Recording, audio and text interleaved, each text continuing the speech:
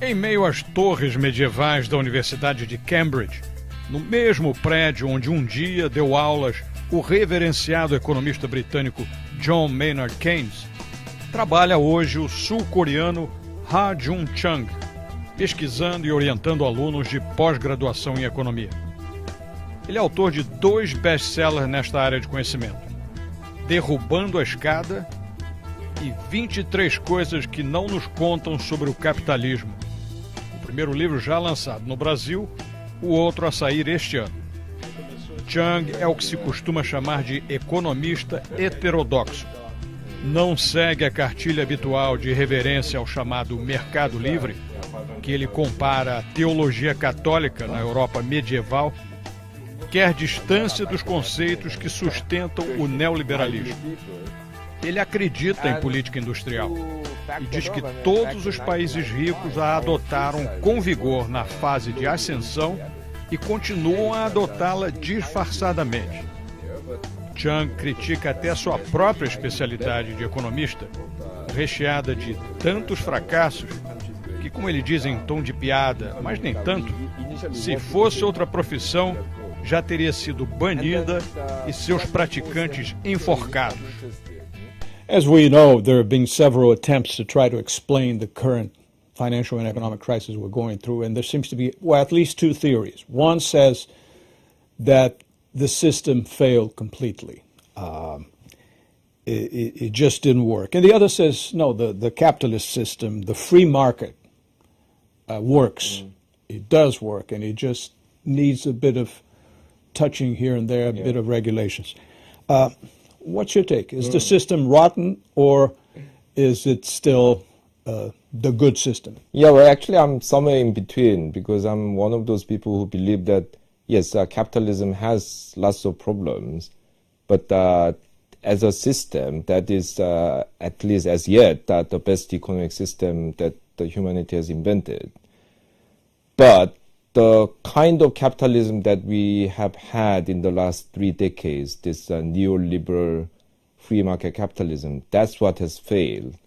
And we obviously need to do certain things to get that right. I think also there's a bit of a problem in saying that, well, the basic system is okay, it's only the regulation that didn't work. Because in the end, regulation is what defines what the system is, you know.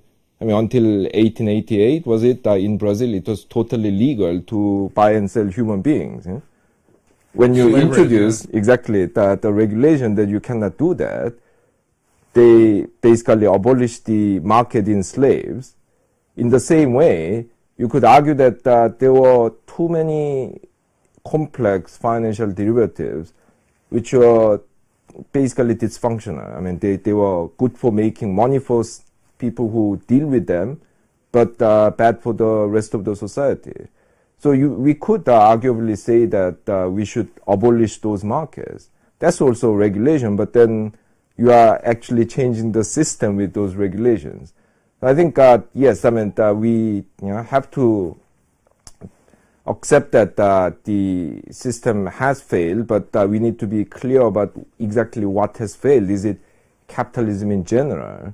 Or is it this particular variety of free market capitalism that has been practiced in the last 30 years? In your writings and lectures, you've indicated that this form of capitalism that has developed in recent years seems obsessed with maximizing short-term profit for shareholders, focusing too much on giving dividends to these shareholders.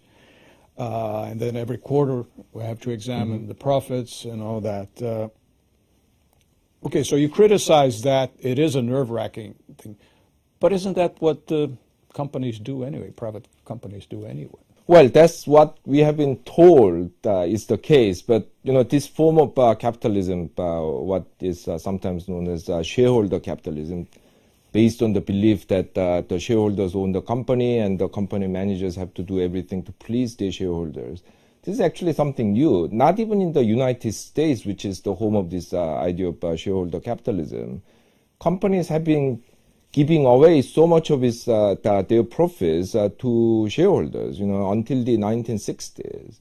American companies used to give out 40, maybe 50% of their profits to shareholders in the form of dividends and share buybacks. In the recent period, American companies have basically given away 95% of their profits to the shareholders, so they have very little money to invest, and they fall behind in the technology, and then they lose competitiveness. The best example is General Motors, which, people that don't realize this, but the collapse of General Motors is as significant as the collapse of the Soviet Union, I would say. Because back in 1955, all the Japanese car companies put together, I think there were 10 or 11 of them at the time, they produced 70,000 cars, 70,000. In the same year, General Motors produced 3.5 million cars. And how does that destroy itself into bankruptcy? And looking around the world, countries have invented various mechanisms to control that. For example, in Japan, there's this system of cross-shareholding between friendly companies. So always 30, 40, 50% of your shares are held by companies that you do business with, or your bank or your insurance company. So there's stability in shareholding, so they are less susceptible to this short-term pressure. In Germany, they have introduced this two-tier management system where the most important decisions like mergers and takeovers have to be approved by this supervisory board, which is made up of half management and half unions.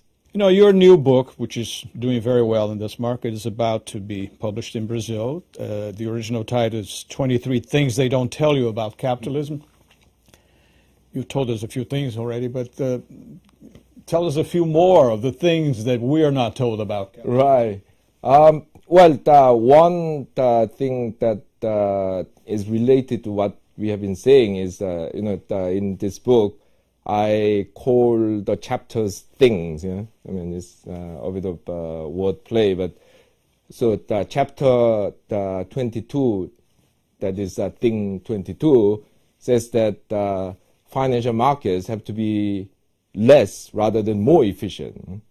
So what I'm trying to say with that paradoxical statement is that financial markets have become very efficient in the sense that now information flow is instant, and there's a huge global network of the financial market and so on. But it has become efficient for its own sake, but not for the rest of the economy. Because the trouble is that now the capital flows are so quick, the real economy becomes more and more short-term oriented. So actually, you need to slow down the financial market and make it less efficient. That's right. Yeah, this is what James Tobin, who was the Nobel economics winner of 1984, meant when he said we need to throw in some sand into this wheel of finance. Another thing that I talk about in the book is closely related to a very Brazilian issue. Too much focus has been on controlling inflation, which is only one indicator of the stability of the economy. It's price stability, but how about output stability, employment stability, or financial stability? So actually, if you look at worldwide data, not just Brazil, despite the fact that inflation has come down, we are now experiencing more and more financial crisis, and every time it gets bigger, and then we also have quite a lot of fluctuation in output and so on. So there I'm trying to argue that excessively narrow focus on prices make us lose sight of other important things in the greater concept of macroeconomic stability. That takes into still another part of your theories and your books and your writings, which is the fact that you say at some stage all the developed countries, the rich countries of today, that's right, practice protectionism and industrial policy to a substantial degree. And whereas now they keep telling the others not to do it, they've done it. Yeah, this is what I mean by kicking away the ladder, which was the title of my 2002 book, the first book of mine to be translated into Portuguese in Brazil. Throughout history, all countries used tariff protection and other means of trade protection, government subsidies, government investment in the infrastructure, creation of state-owned enterprises, regulation of foreign direct investment, and so on, and all these measures to basically promote their national economic development. And people don't realize that as much as the internet allowed for individual initiatives and all that, the internet is a creation of the state. Absolutely. And it's a demonstration of how the state has influence in the most capitalist society there is. Which That's right. No, I'm really glad that you brought that point out, because people don't realize how deeply the American government is involved in the development of American economy. Of course, Americans spread this myth that it's a country of free enterprise and minimal government and so on. But from the beginning, I mean, in the 19th century, America was the most protected economy in the world. What was the tariff rate when Brazil was supposedly pursuing import substitution? It was between 30 and 40%. In America, throughout the 19th century, most of the time tariff was 40, 50% or even above. Even in the late 20th century, when American economy became the leading industrial nation and didn't need those protections to develop so-called infant industries, the American government has been deeply involved in promoting new technologies and new industries through funding of research in defense and health. For example, if you think about the industries where the Americans have international competitiveness, it's virtually all of them are creation of the American military. You talked about the internet. The computer was initially developed for the Pentagon. The semiconductor was initially funded by the US Navy. Even in the areas like health economics, bioengineering, the American government still finances 30% of pharmaceutical research. So, And GPS is the Air Force. Absolutely, yeah. So, you run out of fingers before you count all of them.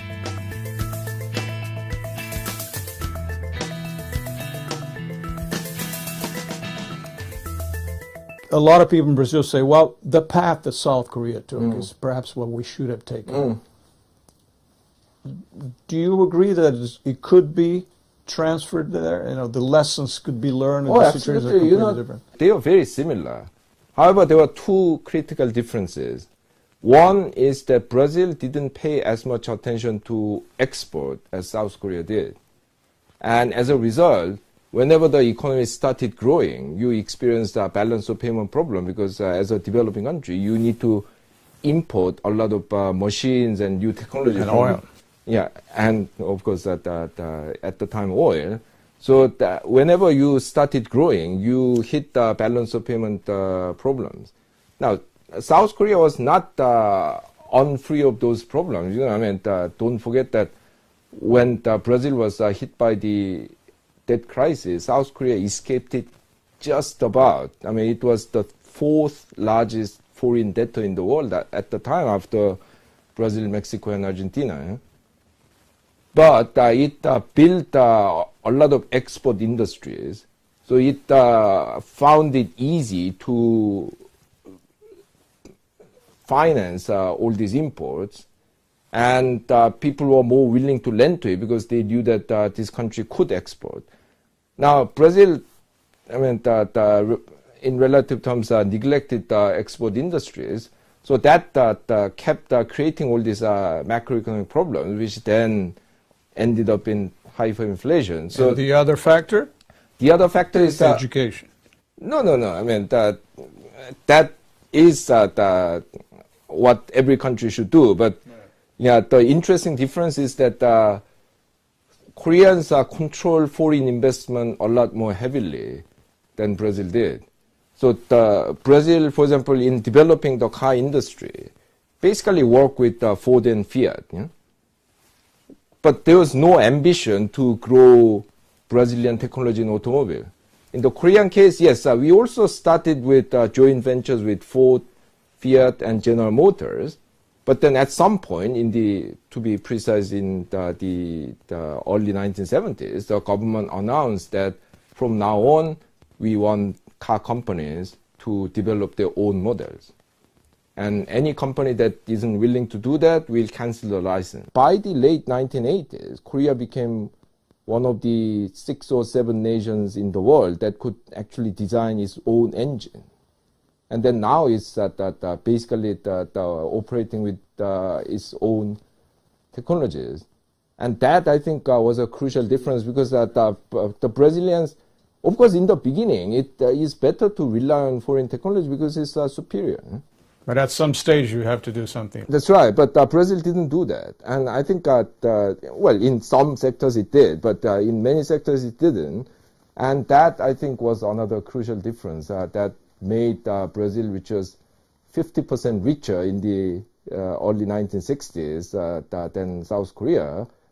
Now, the Korean income is more than double that of Brazil.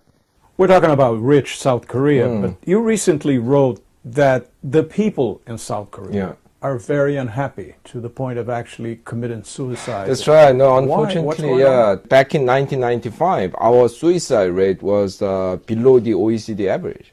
Today, it's at 3 times the OECD average. Since 1997, the Asian financial crisis, we were forced by the IMF and also driven by internal supporters of neoliberalism, have adopted neoliberal policies on a massive scale, which has created a huge amount of problems. First, it has exposed the companies to these short-term pressures from the stock market, and it has reduced investment, it has reduced new jobs, reduced the overall growth.